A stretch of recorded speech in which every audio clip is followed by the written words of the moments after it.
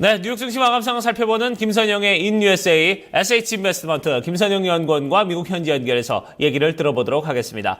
연구원님 안녕하십니까? 네, 안녕하십니까. 김선영입니다. 네, 3대 지수 모두 다 상승세로 마감을 했습니다. 자, 주택지표 개선도 상당히 괜찮았고요. 기업들의 실적 발표도 호조를 보였던 그런 하루였던 것 같습니다. 어떻습니까? 예, 그렇습니다. 오늘 뉴욕 증시 3대 지수 모두 강한 상승세를 보였습니다.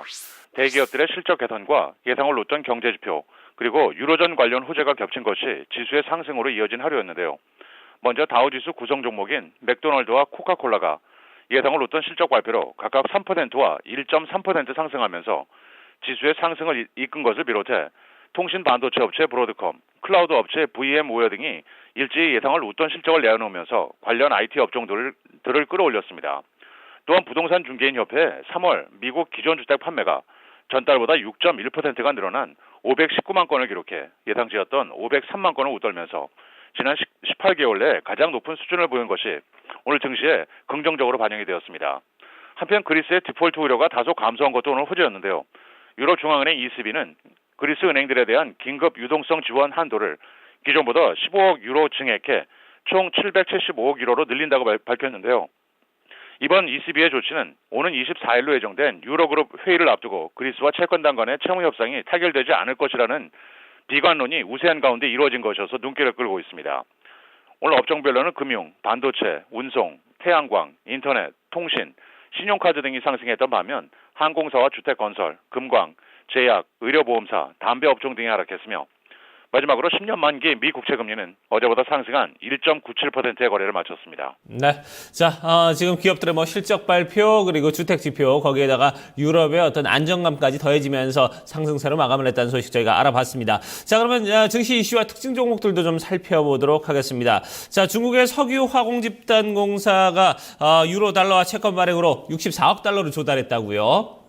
예, 그렇습니다. 월스트리트 저널에 따르면 중국 석유 화공 집단 공사인 시노펙이 유로와 달러와 채권 발행으로 64억 달러를 조달했다고 보도했습니다. 시노펙은 3년과 7년 만기 유로와 채권을 0.5에서 1% 금리에 발행해 15억 유로를 조달했고 또한 최장 30년 만기 채권을 2.5에서 4.1% 금리에 발행해 미화 48억 달러를 조달했는데요.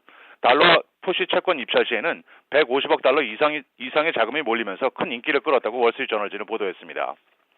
오늘 주요 종목들입니다.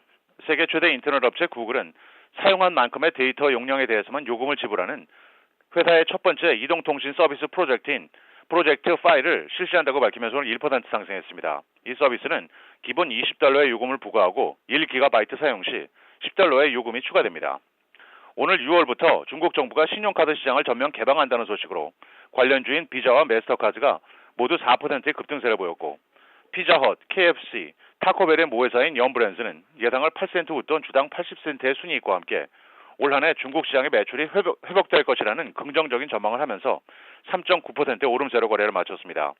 반면 패스트푸드 업체 치포틀리 멕시칸 그릴은 지난 분기 순이익이 전년 대비 47%가 급등한 1억 2,200만 달러, 주당 3달러 88센트를 기록해 예상치를 22센트 웃돌았지만 매출 증가 추세가 지난 5분기 내에 가장 적었다는 분석에 주가는 오히려 7.4%의 하락세를 보였습니다.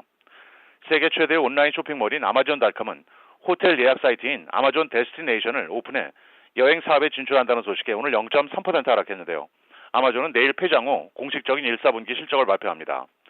마지막으로 유타주에 위치한 소형 바이오 업체 그레이트 베이싱 사이언티픽은 FDA로부터 자사가 개발 중인 B형 연쇄 상규균 항생제의 임상실험 허가를 받았다고 공시하면서 41%의 폭등세를 보였습니다. 자, 이렇게 증시 이슈 특징 종목들 저희가 알아봤고요. 자, 경제 지표와 일정들도 좀 살펴보도록 하겠습니다. 자, 아까 이제 주택 지표들이 호조를 보였다고 이제 말씀을 해주셨는데, 2월에 주택 가격 지수도 나왔고요. 모기지 신청 건수도 전주 대비해서 이제 나타났습니다. 이 부분들 좀 정리를 해주시죠. 예, 그렇습니다. 모기지 은행협회 MBA에 따르면 지난주 미국 내 모기지 신청 건수가 이 전주보다 2.3%가 증가한 것으로 나타났습니다. 항목별로는 기존 대출의 재용자를 위한 리파이낸싱이 0.6%가 증가했고 주택 구입용 신청은 5%가 늘어나 지난 2013년 6월 이후 최고치를 기록했으며 지난 주간 30년 고정 모기지 금리 평균은 이전 주에 3.87%보다 하락한 3.83%를 나타내고 있습니다. 또한 미국 연방주택금융청 FHFA에 따르면 지난 2월 중 미국의 주택가격 지수가 전달보다 0.7%가 상승해 예상치였던 0.3%를 웃돌면서 전년 동기 대비로는 5.4%의 상승세를 지속했는데요.